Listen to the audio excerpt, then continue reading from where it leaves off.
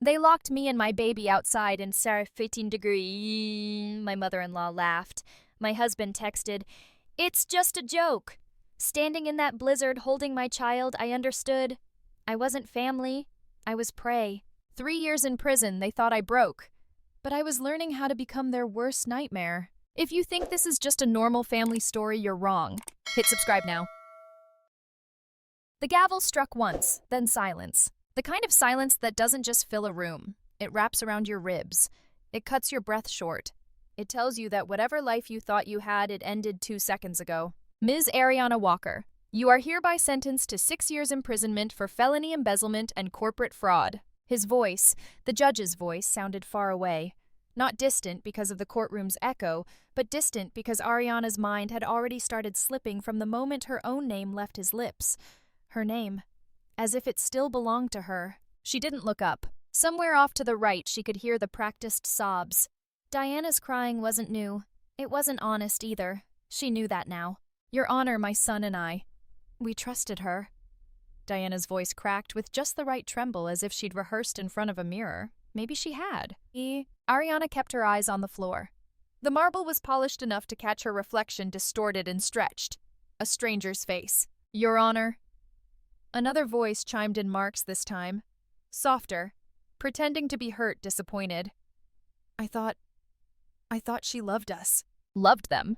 Ariana felt something break then. Not something large like her heart. That had shattered months ago. This was something smaller, something deeper, like the last piece of belief peeling away from bone. Loved us. She dared to lift her head slightly, just enough to catch Mark's silhouette standing at Diana's side. His shoulders slumped forward, eyes glistening at the right moments. Not once did he glance at Ariana. Not once did his gaze even flicker toward her. 6 years? It could have been 60. The judge's voice carried on detailing the formalities of her sentence, the counts against her, the date she would be eligible for parole. Legal noise. Ariana heard none of it. Her heartbeat drowned everything out, steady and numbing.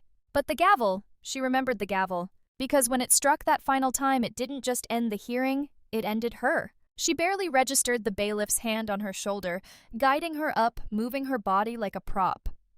Cold metal wrapped around her wrists tight, but not painful. Pain was something different. Something human. Ariana wasn't human anymore. Not in their eyes. She let herself be led past the rows of observers, their whispers slithering behind her like smoke. Faces blurred. Someone snapped a photo. Another leaned to whisper to a friend, but it was Diana's voice that lingered. She stole from her own family? Diana gasped, her tone wounded, breathy. How could she? Mark's hand rested briefly lovingly on his mother's shoulder. Ariana's stomach twisted. Family. Her knees threatened to buckle as the courtroom doors swung open, letting in air colder than she expected. For a second, her body trembled not from the temperature, but from the weight. Of betrayal. Of disbelief. But she didn't fall. Not yet. They shoved her into the waiting transport van, and for the first time in hours, Ariana spoke. A single sentence whispered so low that not even the guard sitting across from her noticed. I thought I was one of them. She wasn't. The ride to the detention center was short, quicker than she wanted it to be. She watched the city blur past through the barred window streets she'd driven 100 times before cafes where she'd waited for Mark's shops, where Diana had once bought her Christmas scarves. All of it moved past her now. Like it never belonged to her, like she never existed. By the time they reached the gates, she felt hollow, ready to disappear. They processed her like any other inmate. Fingerprints, paperwork, stripped of her jewelry, her wedding ring, a meaningless band that once symbolized trust was dropped into a plastic evidence bag. She watched it disappear without a word. Her mugshot was taken under fluorescent lights that made her skin look sallow. She didn't flinch when the flash hit her face. By the time they handed her the prison uniform, Ariana felt like she'd already died. She changed silently, folding her old clothes like ritual offerings, placing them in the canvas bag marked Walker Ariana M. Then the cell. She stood in the doorway longer than the guard liked. He nudged her forward impatiently. Move. So she did. 4 concrete walls. 1 narrow bed bolted to the floor. A tiny slit of a window. Her world. The door clanged shut behind her, sealing her fate. She sat down on the edge of the bed, back straight, hands resting limply on her knees. For a long time, she didn't blink. She didn't breathe. Until finally the tears came. Not loud sobs, not gasping. Just quiet. silent hot tears that trailed down her cheeks dripping onto the neckline of her uniform. Ariana tilted her head back, staring up at the ceiling. She spoke again. Only 3 words this time. They planned this, and she knew. The courtroom wasn't justice. It was theater. Diana, the grieving mother, Mark, the betrayed husband, and Ariana. She was the villain, their perfect expendable villain. Her breath shuddered. She wiped her face with shaking fingers, forcing the tears away, forcing herself back into silence. She couldn't afford to cry. Not anymore. Not here. In the distance, she could hear metal doors slamming shut, guards calling names, echoes bouncing endlessly off concrete. But in Ariana's mind, the echoes were different. They were Mark's voice whispering in the dark. "You're the safest gamble, Ari. Who's gonna believe you?" She closed her eyes, and for the first time she let the rage come. Cold, clean, and sharp. Not because she hated them, but because she once loved them. And that was the real sentence. Not the years she'd spent behind these walls, but the years she'd spent believing they were her family. Her voice cracked in the empty cell as she whispered softly to no one. "I used to think I belonged to them." She lay down on the hard mattress not because she wanted rest, but because there was nothing else to do. She faced the wall, closed her eyes, and waited for morning, because tomorrow she knew was only the first day of her real sentence, and the first day of whatever came after. She remembered the way Diana used to smile. It wasn't the warmth that lingered in the curve of her lips. No, it was the coldness buried deep inside her eyes. Ariana used to miss it. She used to mistake that practiced curve for kindness. But now, looking back, all she could remember was the chill. It always started with the morning coffee meetings. Ariana, young and eager, would sit across the mahogany table, her notes prepared, charts ready, forecasts highlighted in careful colors. Diana would sip her black coffee, no sugar, no cream, her lipstick leaving perfect prints along the rim. "You're a quick learner, dear," Diana said once, tapping her manicured nail on Ariana's report. "Very efficient." Ariana's heart had soared at the compliment. She had smiled, like a child desperate for approval, and Diana had smiled back. That same smile. Curved lips, empty eyes. Mark had been different, or at least she thought he was. He was the golden boy of the company, the heir apparent. And when he'd first noticed Ariana first stopped at her cubicle to ask about her workload, she believed it was real. His laughter, his small touches on her shoulder, the late-night texts that weren't just professional, they had felt human. She thought he chose her, but now in memory, she wondered was she ever anything but part of their plan. It was the boardroom months later that rewrote everything. Ariana remembered standing there holding a contract confusion slowly clawing its way up her throat. The signature on the last page, it was hers. Or at least it looked like hers. "Why would I sign this?" Her voice had cracked. She could still hear it. The tremble. The disbelief that thickened like poison in her lungs. Diana had moved first. She always did. "Darling," she whispered, voice soft as silk, gliding across the room toward Ariana, her heels silent against the carpet. "You don't remember?" Ariana turned the pages with shaking hands. The dates. The transfer of funds. $100,000 rerouted under her name. Her account. Her password. "No." Her throat dried. "No, I never—" Diana's hand landed gently on Ariana's arm, her nails cool against bare skin. "It's all right. Stress can do terrible things to memory." And there it was. The gaslight. It flickered so softly she almost believed it, until she looked up and saw Mark standing behind Diana. He didn't speak. Not yet. His expression wasn't anger. It wasn't even hurt. It was pity. Like she'd already been judged. Like he knew. "Mark," Ariana whispered, voice raw. Tell them I didn't sign this." She needed him to say it. She needed his voice to anchor her. But he didn't answer. He walked closer instead, his steps slow, his eyes unreadable. And then, as he stood inches from her, he leaned in close enough for her to feel the breath against her skin. "Em chỉ là quân cờ." 4 words, soft, final. She stepped back as if he'd slapped her. In a way he had. Ariana's knees nearly buckled, but her pride kept her standing. Her mind was spinning. The forged signature, the missing money, the transaction approvals tied to her employee ID. How when? Diana filled the silence, always the actress. "We all trusted you, Ariana." Her voice cracked at just the right note. "We treated you like family." Family! The word rang hollow now. Ariana looked at Mark one last time. Her Mark. The man who once kissed her forehead after sleepless nights. The man who once called her his reason to fight. But that Mark wasn't standing there. That Mark never existed. She realized then she'd been chosen long before she thought she'd been loved. Chosen for the role of scapegoat. Diana pressed the contract gently into Ariana's numb hands. You signed it, dear. Look carefully. You must have forgotten. And Ariana did. She stared at the ink, perfect, practiced, indistinguishable from her own handwriting. Her name, used against her. That was the genius of it.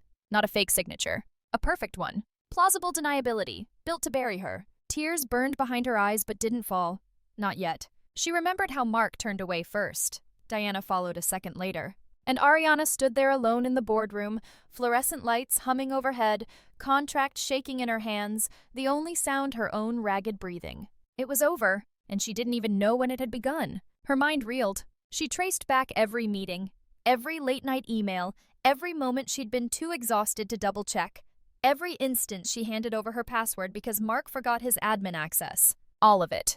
Constructed, piece by piece. And she had walked into the trap wearing her wedding ring like a blindfold. In that moment, in that frozen, sterile boardroom, Ariana felt something inside her fracture. Not a break. A shift. Reality twisting itself around the simplest truth she had never belonged. Not to them. Not to this family. Her voice cracked the silence at last. I didn't sign this. But the walls didn't care.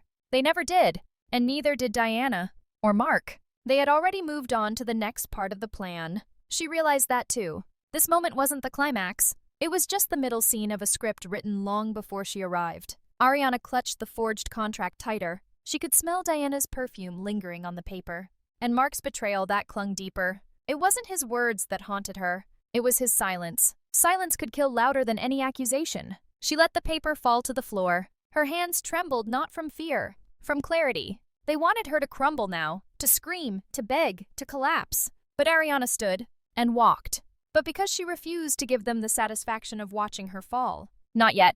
She left the boardroom, left the contract, left the lies. But what she didn't leave behind was the burn in her chest. The knowledge that everything that just happened wasn't an accident. It was war, and she had lost the first battle. The cell was cold. Not the kind of cold that numbed skin, but the kind that seeped into bone. Ariana sat on the lower bunk, knees pulled up to her chest, her back pressed flat against concrete. She hadn't spoken in 3 days. Her fingers clutched the photograph like it was oxygen. It was her wedding picture, creased, half-faded edges curling. Mark's smile stretched wide, convincing even now. Her own smile beside him felt foreign, like a mask she'd borrowed. The photo smelled like dust and regret. She pressed it to her forehead, inhaling as if it might bring him back, bring something back. But the silence answered louder than any voice. Inmates walked past her cell sometimes. New faces, same dead eyes. Some glanced in. Most didn't bother. She was the silent one. Ariana didn't care. Words meant nothing here. At night, the ceiling was her only company. She counted the cracks when she couldn't sleep. 47. She stopped counting after that. Her body survived. Her mind? She wasn't sure. 3 days in, someone sat down beside her. No warning, no footsteps, just the weight of another person settling on the bunk. You gonna keep staring at that picture till you rot? Ariana didn't move. The voice was low, gravelly. A woman's voice, but heavy, like someone who'd carried too much for too long. You're new, the woman continued. Ariana tightened her grip on the photo. I get it, the woman said softly. First few weeks kill most of us. Silence. Then the woman did something Ariana didn't expect. She laughed. Not cruel, not mocking, just tired. Ariana closed her eyes. Marla waited and waited. Then she stood. You'll talk when you're ready. Or maybe not. That's fine too. Ariana heard the footsteps this time. Slow, heavy, then gone. Another day passed. Or maybe 2. Time stopped mattering. Until the book showed up. She found it in the middle of her bunk one morning. No note, no explanation, just a book. Finance for Dummies. Ariana stared at it like it might bite. Marla's voice floated in from the next cell. Your mind's the only part of you they can't chain down, unless you let them. Ariana hesitated. Her hands shook when she reached for the book. The cover was cracked. Pages smelled old. But it was real, and it was hers. She opened to the first chapter and read 1 paragraph, then another. She didn't stop. Not that day, not the next. Each word felt like a thread stitching something back together inside her. Outside, inmates laughed. Guards shouted. Metal clanged. Inside her cell, inside her mind, Ariana built walls of numbers and strategies. At night, when the lights flickered off, she closed her eyes and recited definitions. Compound interest. Equity stakes. Short-term versus long-term assets. She understood none of it, but she kept reading. One night, Marla spoke again. Softer this time. Money's like power, kid. People think it's about having it, but it's about understanding it. Ariana said nothing. But for the first time in weeks, she listened. And Marla knew. Because the next morning, another book appeared. Investment Fundamentals. Followed by Market Cycles. Then Risk Mitigation. Each day a new volume, each day Ariana read. Her fingers, once white-knuckled around a useless photograph, now turned the pages, methodically absorbing every word, tracing every chart. Her face changed. Her eyes changed. Silent still, but sharp now, focused. Marla watched from her cell. She never spoke much after that. She didn't need to. Ariana's silence wasn't surrender anymore. It was strategy. She learned to think in probabilities, in patterns, in numbers. And every time her mind wandered back to Mark, to Diana, to that boardroom, to the forged contract, she forced herself back to the page. Focus! Marla's words echoed, they can lock your body, but your mind? That's yours, if you want it. One night after weeks, maybe months, Ariana closed her book and spoke. Her voice cracked from disuse. Why are you helping me? From the next cell, Marla chuckled. Because you're the only one here who hates herself less than she hates them. Ariana didn't argue. Because it was true. She didn't hate herself. Not anymore. She hated them. And hatred, when sharpened enough, could become purpose. From that night on, Ariana read faster. She memorized not just definitions, but systems. She understood now why Diana smiled like that. Why Mark whispered what he did. They didn't steal from her. They weaponized what she didn't understand.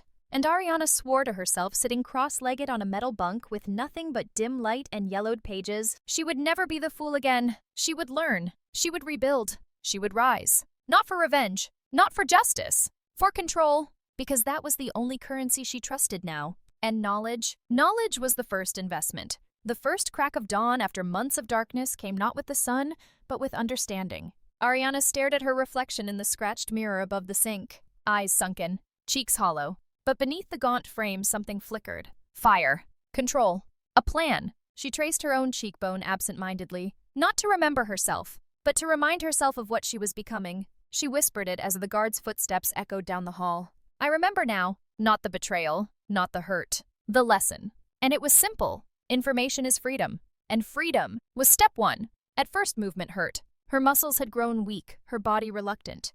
But Ariana forced herself into motion, slow and clumsy at first. She started with pacing.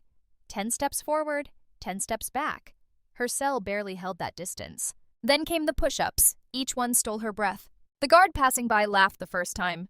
But Ariana didn't stop. Morning after morning, she dragged her body awake before the bell rang, dropping to the cold concrete, pushing against the ground like she could shove away the past itself. Her elbows shook. Sweat mixed with dust. But she counted every rep. By day 23, she no longer counted. She simply endured. When her arms burned, she read. The books never left her side now. They weren't just tools. They were survival. Words carved paths in her mind. Definitions sharpened her thinking. Numbers became less like mysteries and more like weapons. The logic soothed her when sleep refused. At night, when the cell block hummed with snores and whispered regrets, Ariana read. The glow of the overhead bulb cast her in silhouette, shoulders, hunched hair tied back in a makeshift knot, eyes devouring every page like hunger itself. One night, Marla watched her from the next cell. You don't sleep. Ariana didn't answer. I get it, Marla said softly. But she didn't.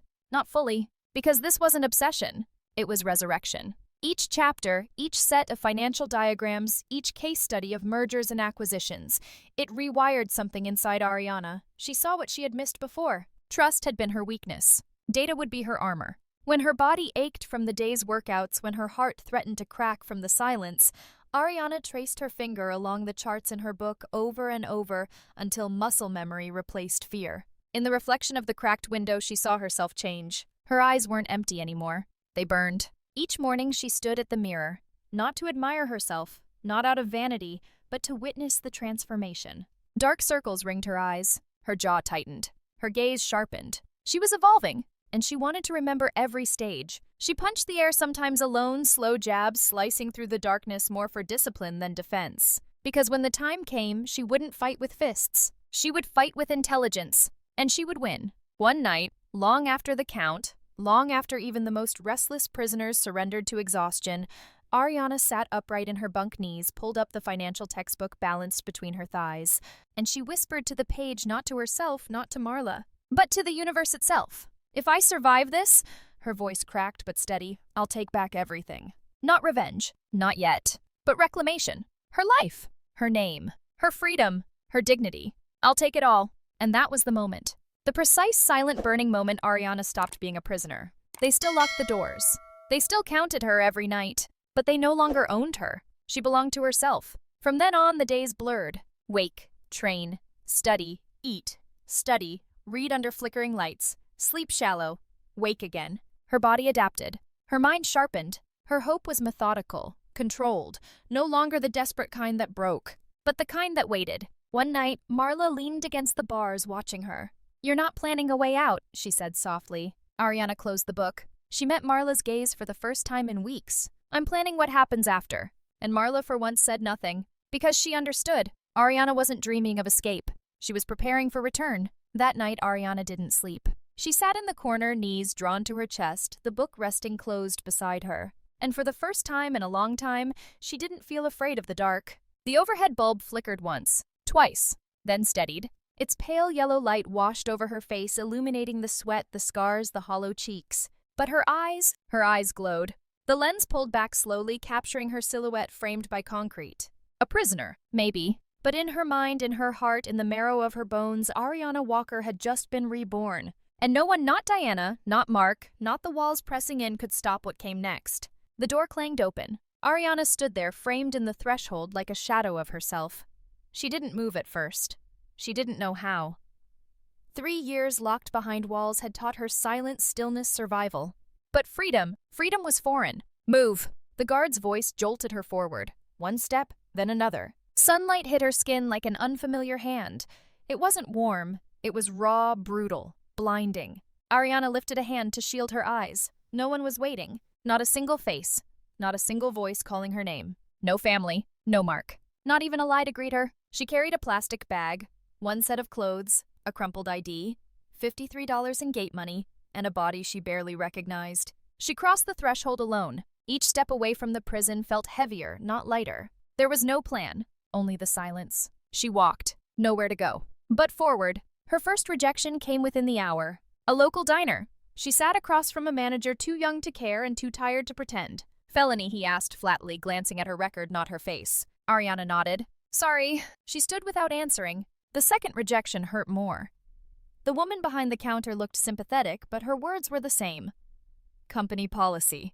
By the fifth, Ariana stopped feeling it. Felon. That's all they saw. She remembered Diana's voice dripping poison wrapped in silk. "You'll be nothing without us." Ariana sat on the curb that night, legs trembling from exhaustion, watching traffic she couldn't join. Nothing. She was nothing. But nothing wasn't permanent. She found a job the next morning. Not because someone believed in her. Because someone needed a body. A short-order diner at the edge of the highway. Cash under the table. No background check. Minimum wage. Maximum humiliation. She wore an apron that smelled like old grease and wiped tables while customers pretended she didn't exist. At night, her hands ached. Her feet blistered. Her pride, that was gone. But not her mind. Because Ariana hadn't wasted those 3 years in a cell. She had studied. And knowledge was something no one could see until you wielded it. She found an old laptop at a pawn shop. $87. It barely booted. But it worked. In the cracks of night in the back corner of her rented room, Ariana logged on. She remembered the strategies, the algorithms, the market patterns. She remembered the lessons Marla drilled into her like gospel. And she watched. Charts, markets, penny stocks. She didn't have capital. She had knowledge. And hunger. She opened a micro-trading account with $40. Every cent she had left. No risk. Only necessity. Her first trade felt like shaking hands with fate itself. She bought 10 shares of a startup she knew no one believed in. Because Ariana saw the mistake in the quarterly report. A clerical error everyone else missed. She bet everything on that oversight. She waited, eyes glued to the screen. Her heart didn't pound. Her hands didn't sweat. She had nothing left to lose. The numbers changed. Up, then down, then up again. She stared stone still as the green arrow blinked. Plus 3%, plus 5%, plus 8%. And then there it was. 10% gain. She clicked sell. Her balance updated. $44. A $4 profit.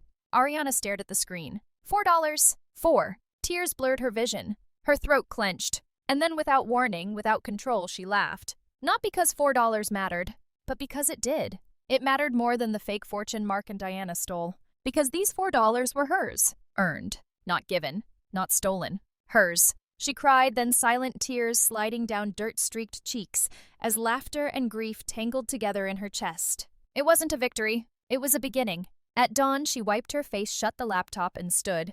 Her knees shook. Her spine didn't. She whispered to herself, voice raw and sure, "I'm not broken." The world would forget her. But Ariana Walker had remembered herself, and that was enough. For now. It began with a name. Not her real name. That one was buried in court documents, archived in headlines branding her a thief. Ariana Walker was dead, so she invented someone else. At a borrowed table in a cheap motel under flickering yellow light, she typed the first lie of her new life into an online registration form. AW Investments. Minimalist, anonymous, just another small player in a city full of nobodies. She smirked, lips thin. A nobody was exactly what she needed to be. She used a friend's address from inside the shelter.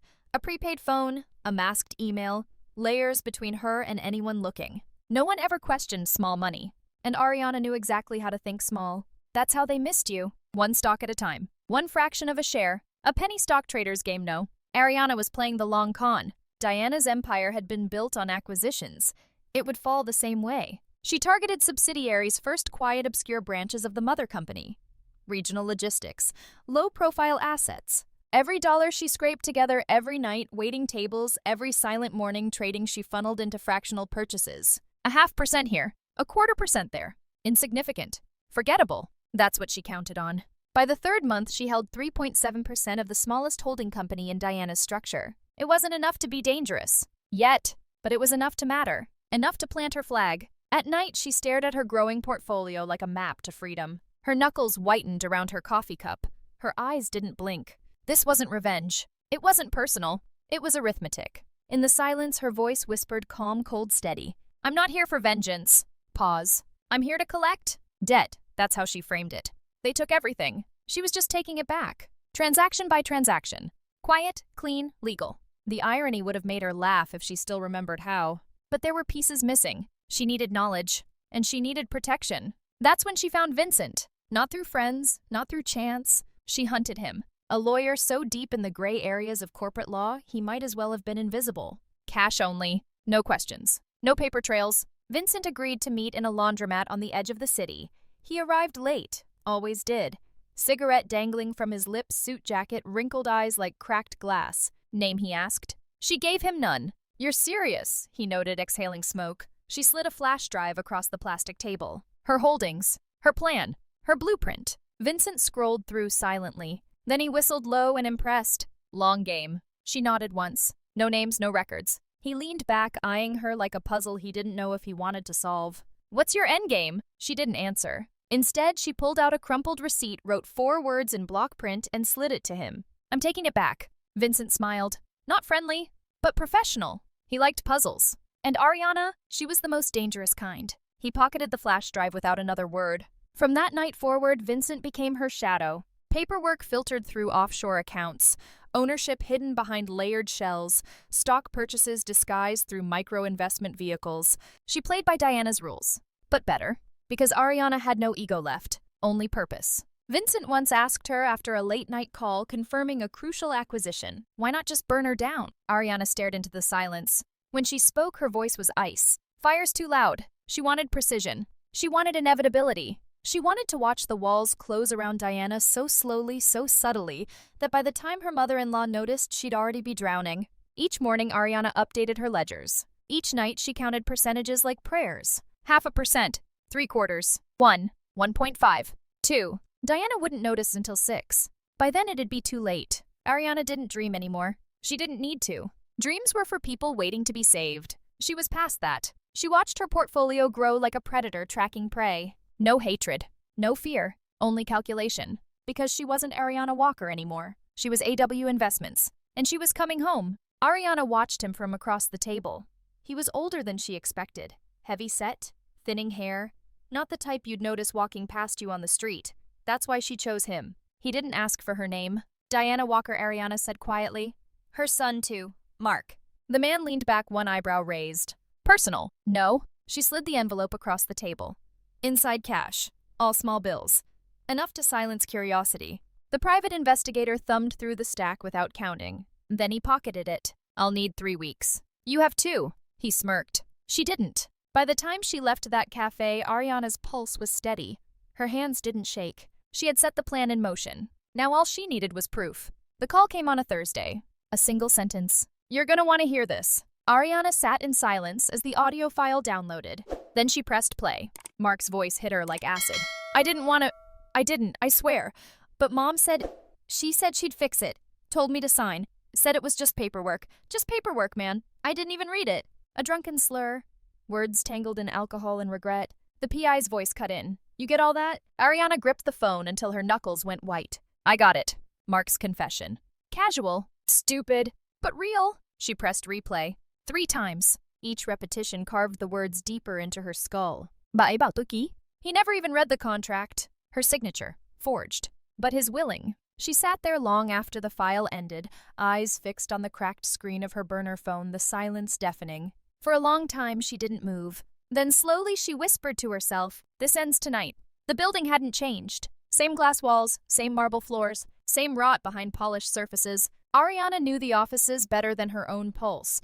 She used to walk these corridors with pride, the golden daughter-in-law, the success story. Now she moved like a shadow. Security codes hadn't changed either. Mark was lazy. She slipped through the side door after midnight. The halls were empty. Her footsteps silent. She kept low, hugging corners, counting cameras, remembering every blind spot. She didn't let herself think about what would happen if she failed. There was no if. The office door was locked. Of course it was. Diana always locked her office. Ariana reached under the potted fern by the doorframe. Some habits didn't change. She slid the key free. A click, and the door opened. Inside smelled like cold perfume and dead money. She flicked on her phone's flashlight, sweeping across mahogany shelves and framed awards. None of it mattered. She moved to the desk. The bottom drawer, locked. She pulled a pin from her hair and picked. Her hands shook only once. She didn't stop. 2 minutes later, the drawer slid open. Files, folders, contracts. Her contract. Ariana froze. There it was. The forged agreement. The one she never signed. Her name printed clean across every page. The pages still smelled like fresh ink. She ran her fingers over her own name. Then, with a flick of her wrist, she slipped the folder into her bag. But she wasn't done. She scanned deeper, fast but methodical. And she found it. Mark's signature. The real one. His approval of the fund transfer. Not forged. Ordered. She exhaled. Victory didn't feel like joy. It felt like survival. She slid the second folder into her bag and closed the drawer. No damage. No trace. By the time she slipped back into the hallway, Ariana was a ghost. Security footage would show nothing. Her gloves would leave no prints. Her heart thudded, but her breath stayed steady. She retraced her steps, moving past the break room where Mark once told her she belonged, past the conference room where Diana crowned herself queen. Not tonight. Tonight, Ariana owned every inch of these walls. She slipped out through the same door she entered. No alarms, no witnesses. By the time the city woke up, she was already gone. At sunrise, Ariana sat on the floor of her apartment. The files lay open in front of her. Proof. Cold. Undeniable. She ran her fingers along the pages, not reading, just feeling. She whispered softly to the silence. You signed it, Mark. Not just once. Twice. Every approval. Every transfer. Every nail in her coffin had his name stamped across it. She leaned her head back against the wall, closed her eyes, and smiled. Not out of happiness, not even relief, but because she finally understood. This wasn't vengeance. This was accounting. She wasn't hunting. She was collecting, and they owed her everything. Everything. The folder sat on the table. Thick, heavy, full of truth. Ariana didn't look at it anymore. She didn't need to. She'd memorized every line, every signature, every forged approval, and every whispered betrayal buried between the legal jargon. Now it was no longer evidence. It was a weapon. She sipped cold coffee in the dim light of her apartment, staring at the burner phone beside the folder. Her next move wasn't rage. It wasn't revenge. It was calculation. The journalist she chose wasn't famous. Not yet. That's why Ariana picked her. Fresh, hungry, ruthless. Ariana typed the email without hesitation. No greeting. No introduction, just the facts. Scans of the documents. Audio clips of Mark's drunken confession. Transaction records Diana never meant anyone to see. At the end of the message, Ariana typed one sentence. You wanted a story. She pressed send. Then she turned the phone off and waited. 3 days passed.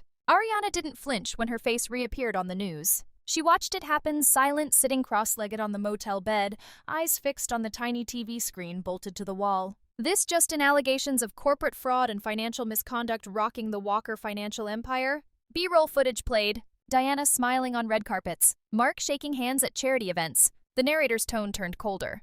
Anonymous sources have leaked internal documents implicating Diana Walker and her son Mark in a sophisticated scheme of embezzlement, money laundering, and document forgery. Ariana's expression didn't change. She watched the screen like a machine watching a system collapse. The journalist had done her work. Ariana respected that. According to sources, nearly $14 million have been funneled through shell companies controlled by Diana Walker herself. Photographs of Diana flashed, her perfect smile, her designer suits. Then the charts came. Wire transfers, fake invoices, and finally Mark's voice. "She told me to sign, man. It was just paperwork." The recording played in full. The news anchor's voice dipped lower, as if even she understood the gravity now.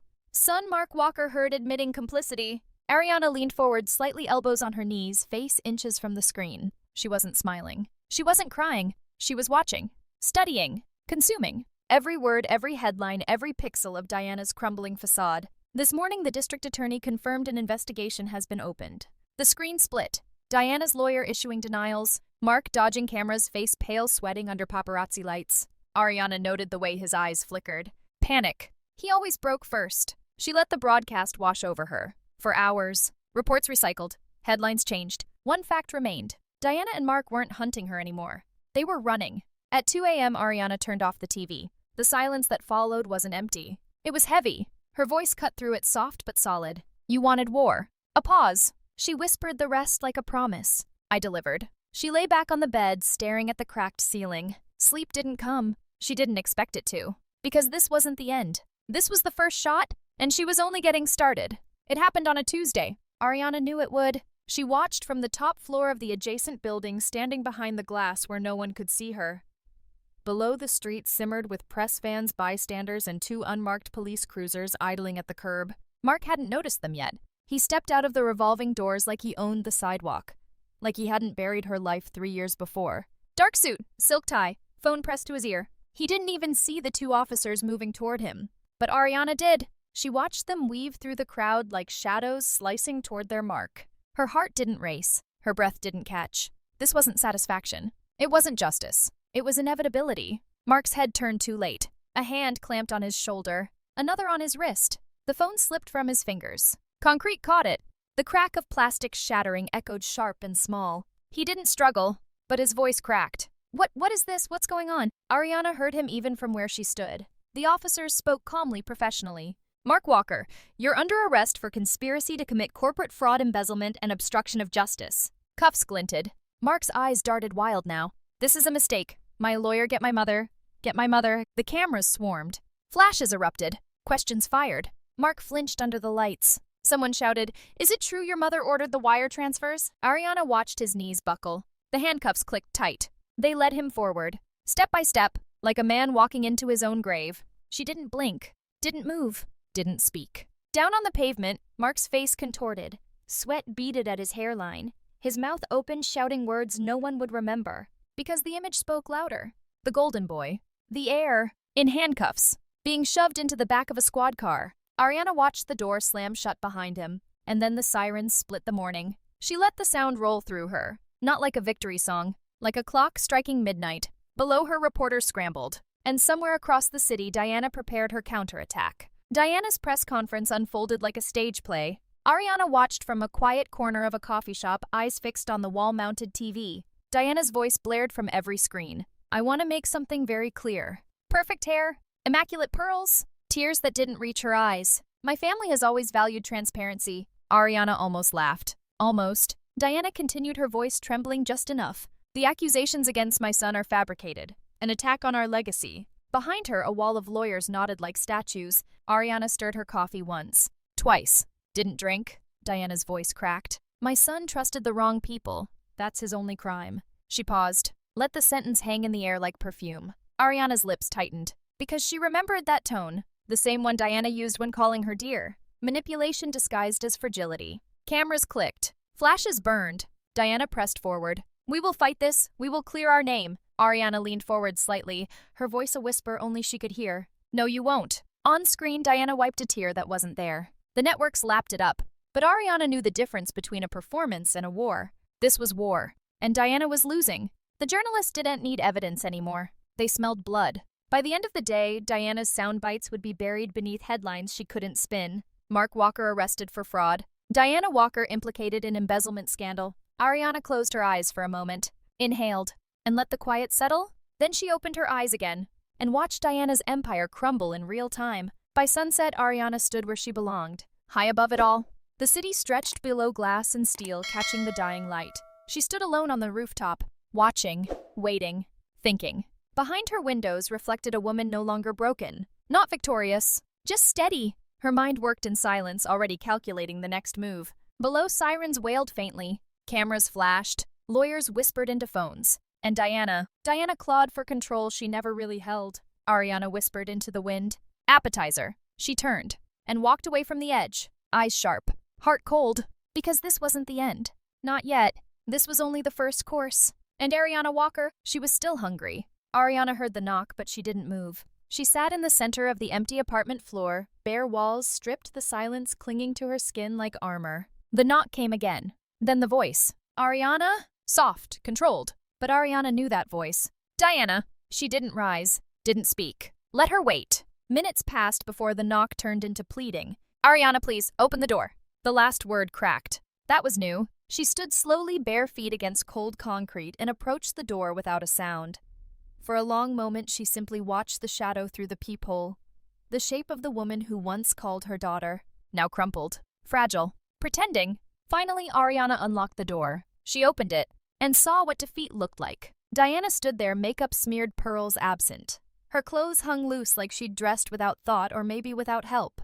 But her eyes, Ariana searched them for the steel she remembered. It was gone. Diana took one step forward. Ariana didn't move. Then Diana fell to her knees. The sound was sharp, skin against concrete. Ariana watched her kneel like a queen stripped of her crown. Please, Diana whispered. Not a command.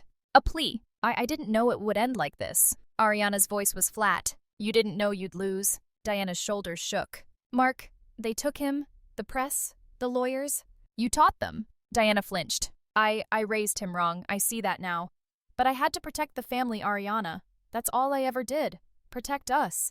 Ariana's laugh was soft. Not cruel, just tired. You protected yourself. Diana looked up, tears glistening. Isn't that the same thing? Ariana said nothing. Because it wasn't a question. It was a confession. Diana crawled forward, hands trembling, nails chipped. I know I failed you.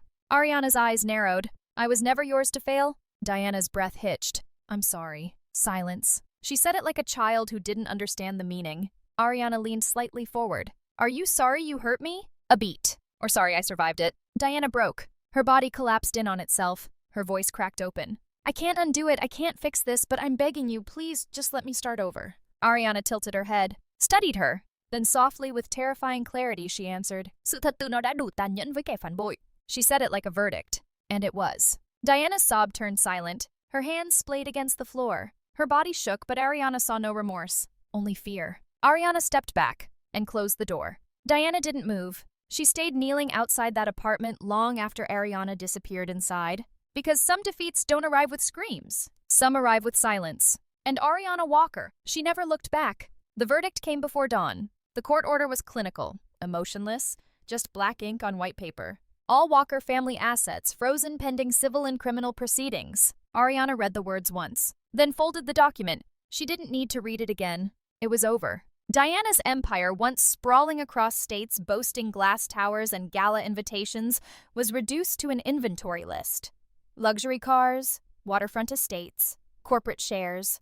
Frozen. Not burned, not broken. Frozen, which Ariana realized was colder. The state would dissect the company piece by piece. She watched from the back of the auction house, silent, as bidders raised their paddles over what remained of Diana's life. A penthouse went first, then the secondary investment branches. Finally, the parent company itself. Sold. Gone. Ariana didn't bid. She didn't need to. This wasn't conquest. It was closure. Mark's sentence was shorter than it should have been. 15 years. He cried in court. She didn't watch. Ariana sat outside the courthouse on a stone bench while the verdict was read. She could hear the echo of the gavel inside. She'd heard it before. She didn't need to hear it again. Diana didn't attend the sentencing. She'd vanished from the public eye after their last conversation. Ariana never asked where. She didn't care. What mattered was that the world no longer listened when Diana spoke. Ariana looked up at the courthouse steps. The same stone steps she once climbed as the accused. She stood now as nothing. And yet that nothing felt clean. She walked away without looking back. The fund was her idea. not for revenge. For repair, she bought a small office space. Brick walls, dusty windows, a space no one wanted. She painted it soft blue, named it something simple. The 40 Fund. 40 women helped for every year she lost. That was the promise. Ariana poured her remaining savings into startup costs. No investors, no partners, just her. And every day she unlocked the door herself. She filled out grant forms herself. She answered the phone herself. Because this wasn't business. This was rebuilding. Single mothers, divorced women, survivors of financial abuse. They found her, not through ads, through whispers, through stories. They came holding paperwork stories no one believed, debt letters signed in someone else's hand. Ariana listened. For the first time, she didn't speak much. She let them speak. And when they finished, she handed them resources, legal aid, financial training, a plan, not hope, control. One woman returned 2 weeks after receiving her loan counseling, tears in her eyes, but not broken. Grateful. Ariana didn't take the thanks. She nodded and sent her forward. Because survival wasn't a victory. It was a starting point. By month's end, Ariana stood by the window of her office watching the city. She thought about Diana, about Mark, about silence. And then she turned away from the glass. Because the past didn't need her attention anymore. Her voice when she finally spoke was soft, certain, to rebuild, not to destroy, not anymore. And this time the future listened. The cemetery was silent, not the heavy, suffocating kind of silence she'd known in prison. This silence felt open, like the air itself was waiting for her to speak. Ariana stood alone between the rows of graves. Her hands were empty. She'd brought no flowers. She didn't believe in apologies dressed as roses. The gravestone was small, plain, just a name carved into stone, Daniel Walker. She'd rehearsed what she'd say to him. None of it came. Instead, she sat down in the grass beside the stone and stared at it like it might stare back. You told me family was everything. Her voice cracked. She hadn't meant it to. I spent years believing you. She wiped at her cheek, angry at herself, angry at the tears. But they kept coming. They used me, Dad. Silence. I thought Mark loved me. I thought Diana saw me. But all they saw was how easy I was to bury. Her hand trembled as she placed it flat against the cold stone. I kept thinking about that, in prison, wondering what hurt more, the betrayal or the fact you weren't here to warn me. She paused, and I don't even know what I'm doing now. Building this fund, helping women, it's not revenge. But it's not peace either. It's just breath. Wind shifted gentle through the grass. I miss you. Her voice broke fully then. I miss knowing someone loved me. She curled forward, forehead resting against the stone. And for the first time since her world fell apart, she let herself grieve. Not for Mark. Not for Diana. Not even for herself. For the father who raised her. The only person who never asked for anything in return. Minutes passed. Hours maybe. She lost track. When she stood, her knees shook, but her chest felt lighter. She pressed her hand once more to the grave. I'll come back. A promise. Not to him. To herself. It was Harper who found her sister. It took weeks of searching. Dead ends. Closed doors. But Harper never stopped. And when she called, Ariana nearly dropped the phone. She's waiting. Ariana's throat dried. Where? A church. Small town. 2 hours from you. Ariana said nothing. She didn't need to. Harper just whispered, go. The church was as small as Harper said. Ariana sat in the rental car for a long time watching the entrance. Her fingers clutched the steering wheel. She wasn't ready. She'd never be ready. But she killed the engine anyway and stepped out.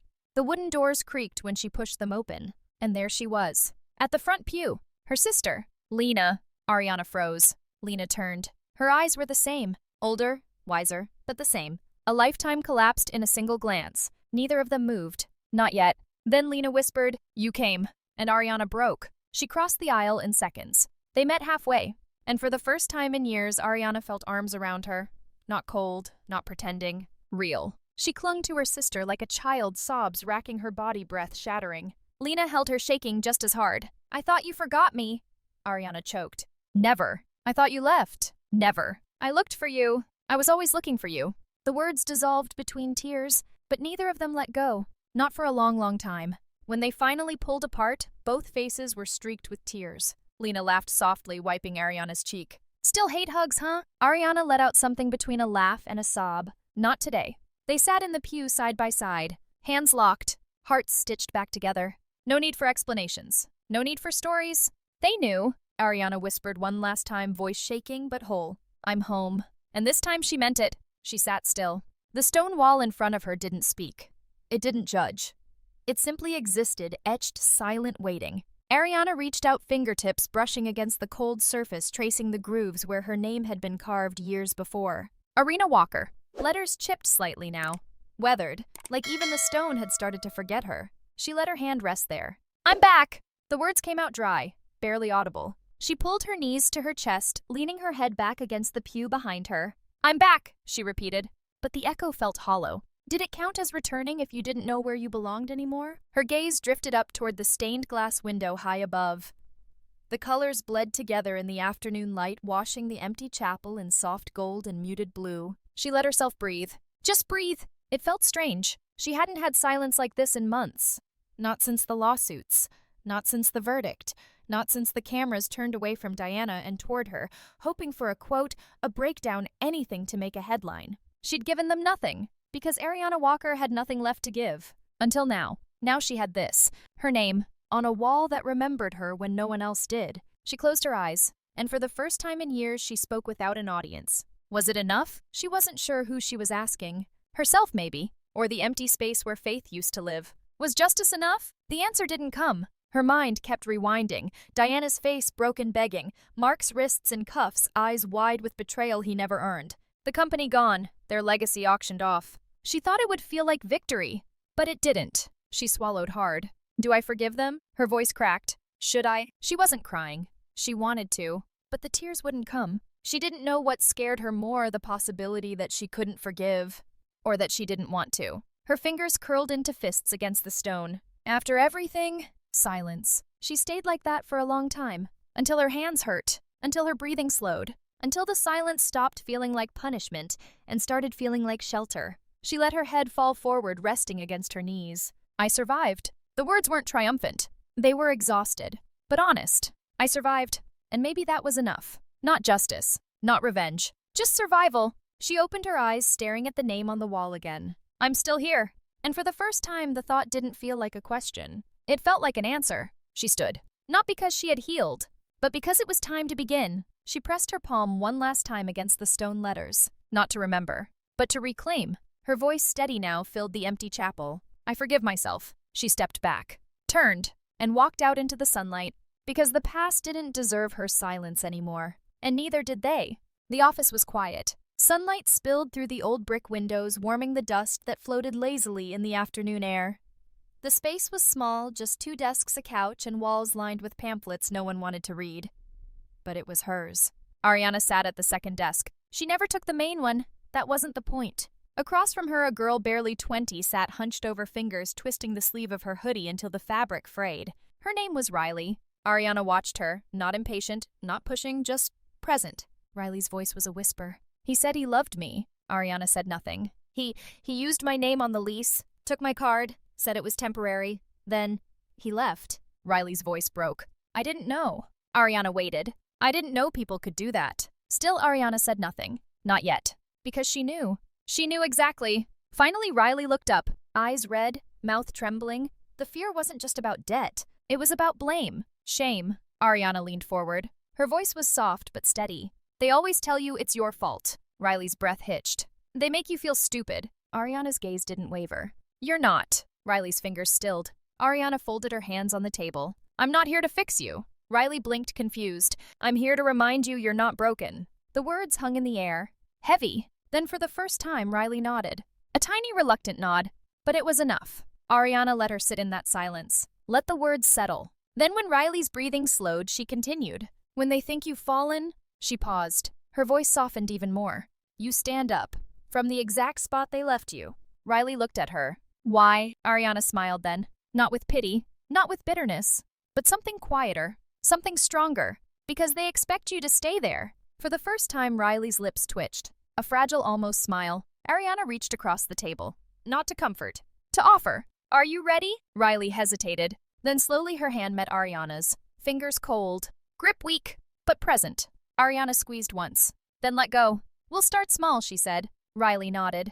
And it was done. Ariana leaned back in her chair. She watched the girl who looked so much like herself years ago, walk toward the door. Stronger. Not whole, but moving. When the door clicked shut, Ariana exhaled. She let the silence return. It didn't hurt now. It held her. Her eyes drifted toward the window. Outside life went on. People walking. Phones ringing. Laughter in the distance. Her reflection shimmered faintly in the glass. And for the first time, there was no anger in her eyes, no grief, only understanding. Ariana whispered to the quiet. You keep standing. Not for herself, not anymore, but for every woman who sat across that table, and for those who never would.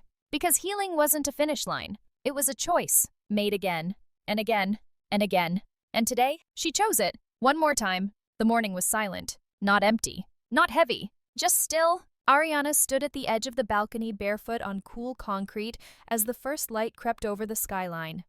The city wasn't awake yet. Not fully. The streets far below whispered quiet and waiting. She closed her eyes and breathed. The air tasted different at this hour, clean, untouched by the noise of the day. She'd forgotten that. Forgotten what it meant to breathe without bracing herself. She opened her eyes slowly.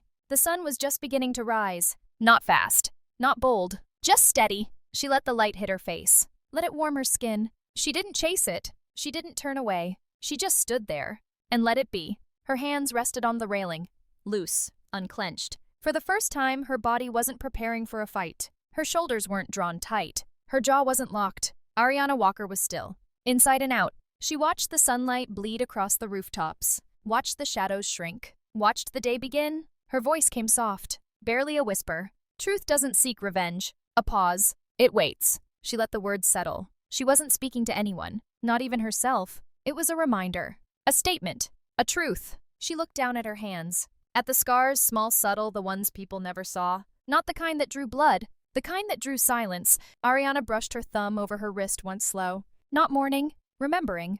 She lifted her gaze again. Toward the horizon now. Not the streets. Not the walls. But the sky. The blue was starting to burn through. Soft. Relentless. Her lips parted, and this time her voice was firmer. Truth doesn't destroy. Her fingers tightened against the railing for just a second. It exposes. She let herself feel it. The clarity. The peace that didn't arrive in grand moments but in quiet ones. Like this. Morning. Breath. Silence. And knowing. Knowing that survival wasn't a question anymore. It was a fact. Ariana Walker had survived. And more than that, she was free. The sun crept higher. The air warmed. She watched it all. Not as someone waiting for life to happen, but as someone finally willing to live it. Her expression softened. The steel melted from her eyes. Not to weakness. To calm. To understanding. There was no victory to claim. No justice to parade. Only this. This light. This morning. This moment. She smiled. Not wide. Not for anyone else. Just enough. Just for herself. A soft inhale. A steady exhale. And a thought. I'm not lost. She said it to the sun. To the wind. To herself. I was just waiting. Her eyes drifted shut once more. And for the first time in years, Ariana let herself believe it. The day stretched ahead, and she was ready to meet it. Not as a victim. Not as a fighter. Just as Ariana. Alive. Whole. And standing in the sunlight. The lake hadn't changed. Ariana stood at the edge of the water where the dirt met stone, and the early morning light slid across the surface like glass. The air smelled like wet earth and pine needles just as she remembered. She stepped closer, her boots brushing the smooth pebbles lining the shore. This was where her father used to bring her.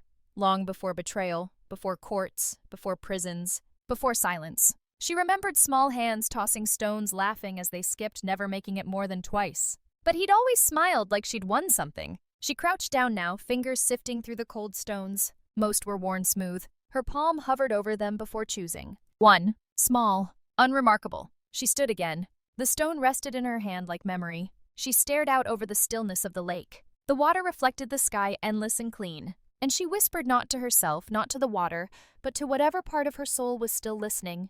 They tried to bury me. She closed her fingers around the stone. Her voice stayed soft, steady. But they didn't know I was already ground. She breathed in the morning, felt it fill her lungs. Then without hesitation, she pulled her arm back and let the stone fly. It arced once high and simple, then struck the surface. The sound was small, but the ripples were not. They spread outward wide and sure circles upon circles. Ariana watched them expand, watched them reach further than her eye could follow. She let the silence hold her there. No music, no words, just the widening rings on the water. She knelt by the shore and placed her palm flat against the earth. The ground felt solid now. She let herself feel it, let herself belong to it. Finally, her voice came not broken, not victorious. Calm. If you're pushed to the bottom, she exhaled. Soft, certain. Build from there. The ripples continued to stretch, and the morning light caught in her eyes. Not hard, not cold, but alive. She stood, turned, and walked away. The lake behind her, the future ahead. The screen held on the empty lake as the ripples faded, then slowly fade to black.